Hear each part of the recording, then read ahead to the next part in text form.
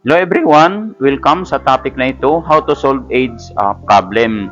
So please listen and learn as I reveal the technique on how to solve the AIDS problem. Okay, so how to solve this AIDS problem?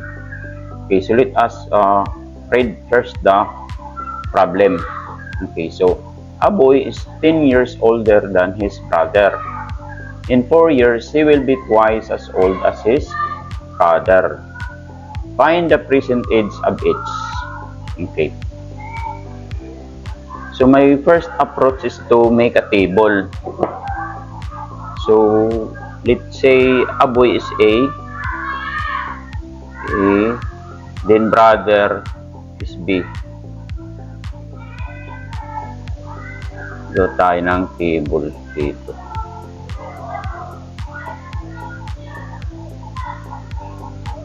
Okay, sa itaas, this is their present age.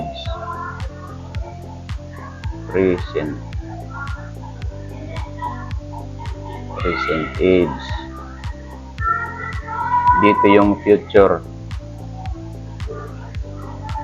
age nila.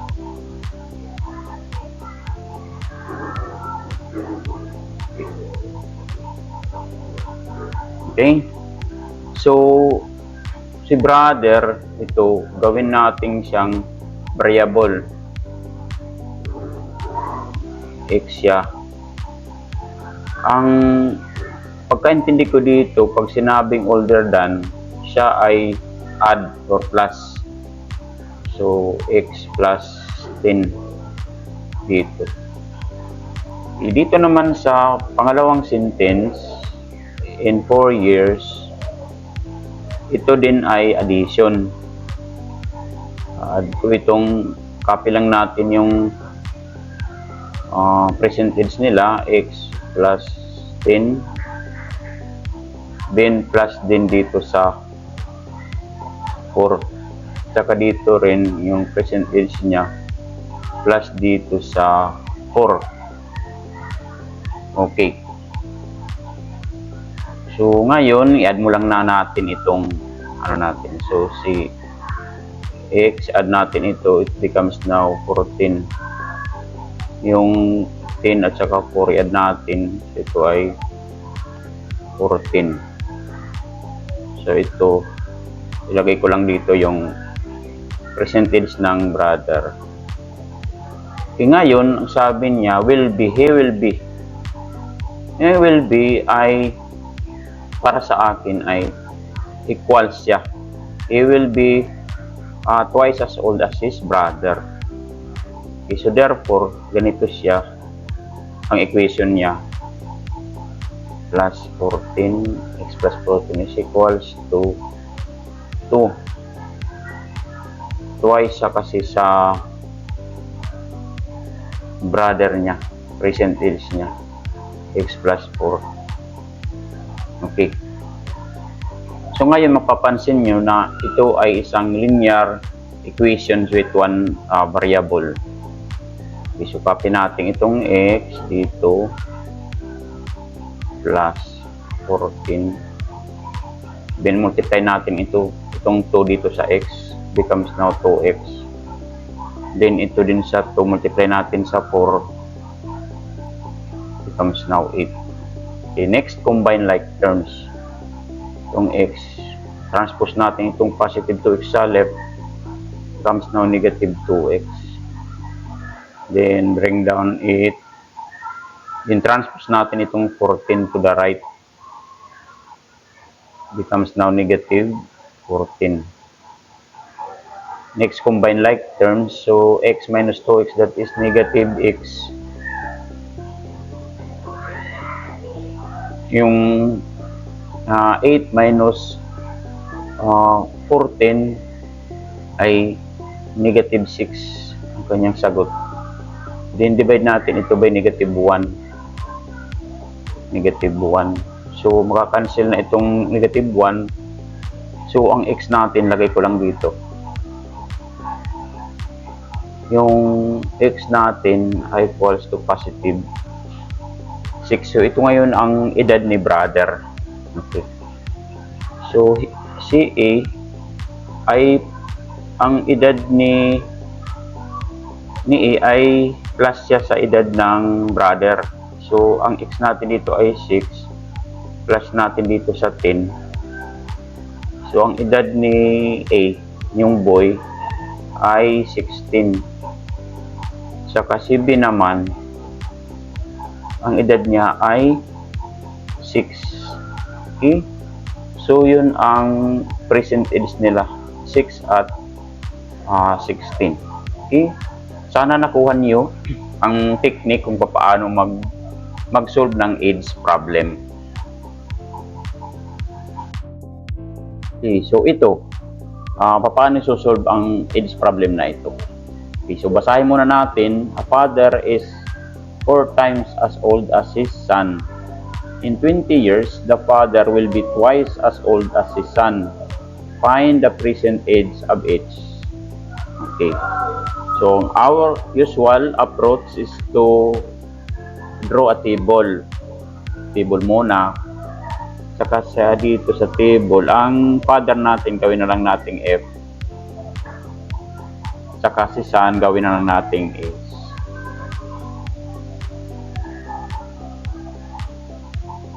Okay. So, dito yung present age nila. Present age. Okay. Ito naman yung future age nila.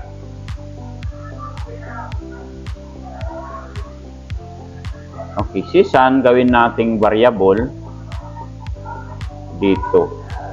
Laging tatandaan nyo, pag ganito mga sentence, a father is 4 times as old as his son. So, ibig sabihin, multiply natin ito dito sa x natin. Multiply siya dito sa x. Sa future age naman, ikopyahin lang natin itong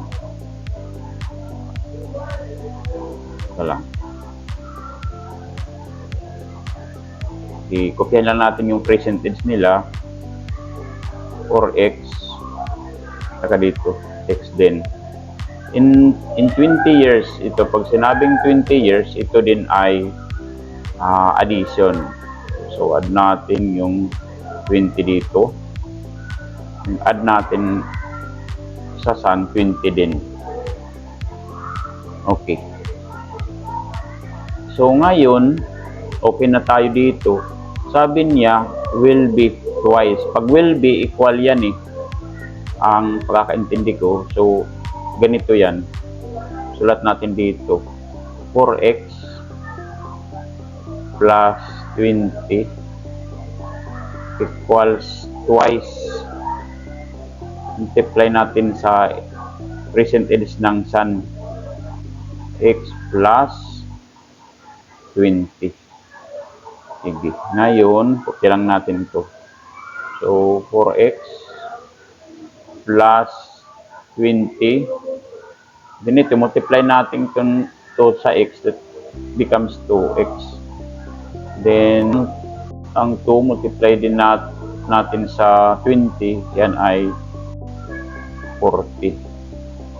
Next, combine like terms. Yung copy ng 4x. Then, transpose this to the left. It becomes negative 2x. Okay, bring down 40. Then, transpose this to the right. It becomes now negative 20. Then, combine like terms. 4x minus 2x, that is positive 2x. Then subtract 40 by 20, that is equals to 20. Then divide sides by 2. So ang x natin is equals to 10. Okay, so yun ang edad ni son. Okay, so ang edad ni father ay multiply natin itong 4 dito, multiply natin sa 10. It becomes now 40. So, 40 ang edad ng father. Ang son, ang edad niya ay 10. Okay, so yun ang kanilang edad. 40 ang father at 10 ang son. Okay? Okay, so what about this problem? Ibasahin muna natin. Fred is 4 years older than Barney. 5 years ago, the sum of their ages was 48. How old are they now? So, yan ang tanong natin. So, gagawa tayo ng table. Gawin lang natin siyang F. Then, si Barney, D na lang. Gawa tayo ng table.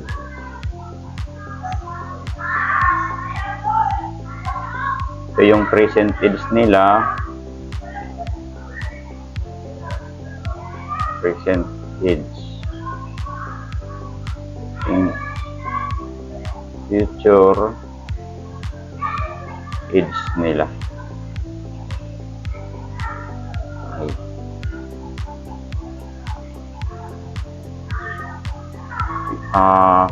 5 years ago na ito eh. Yung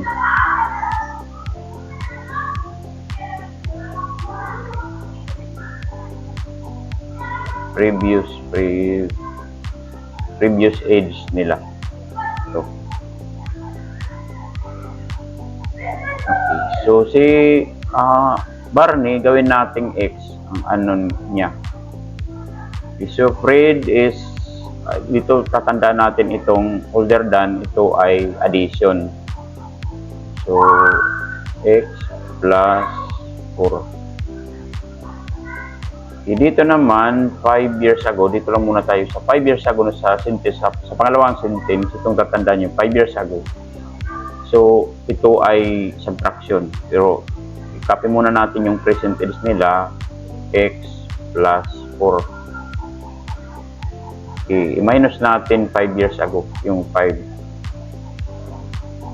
Dito din sa age ni Barney, minus natin yung 5 years ago. Okay. Sige, let us simplify first the age of Fred. So, dito tayo. So, 4 minus natin sa 5, that is negative 1. So, x natin ay negative 1 na siya. So, kopyahin natin yung edad ni Barney, which is x minus 5.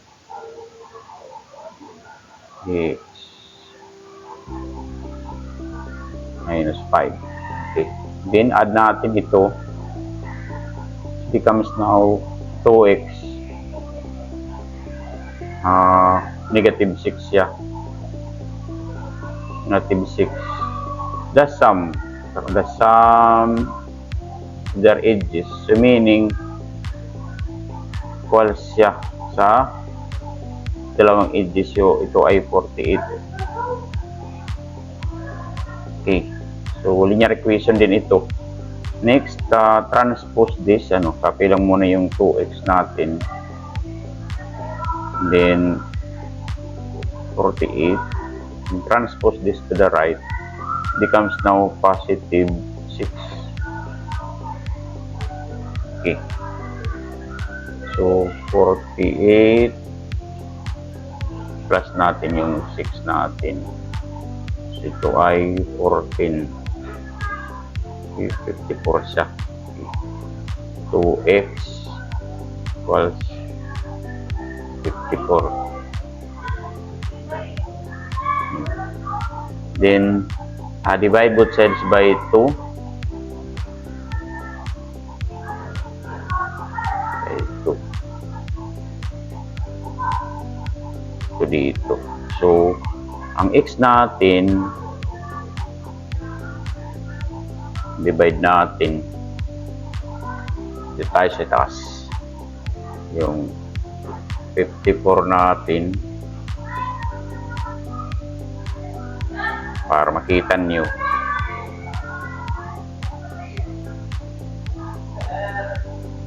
54 divide natin sa 2. 2 ay 2. Dito naman ay 4. Subtract natin 1. Bring down 4, that is 14. 7 dito. Saka 14.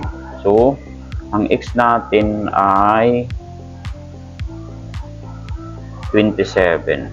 Okay, so yun ang edge ni Barney. Ngayon, ang edge ni Fred ay equal sa edge ni Barney, which is 27.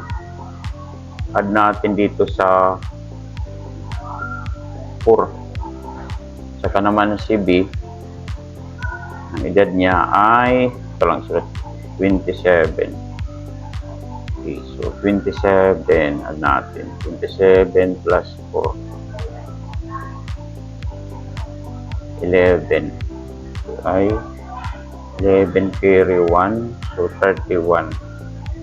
So, 31 ang age ni Fred. Okay? At 27 naman si Barney. Okay? So, yun ang pag-solve ng age problem. Sana mayroon kayong natutunan sa video ito.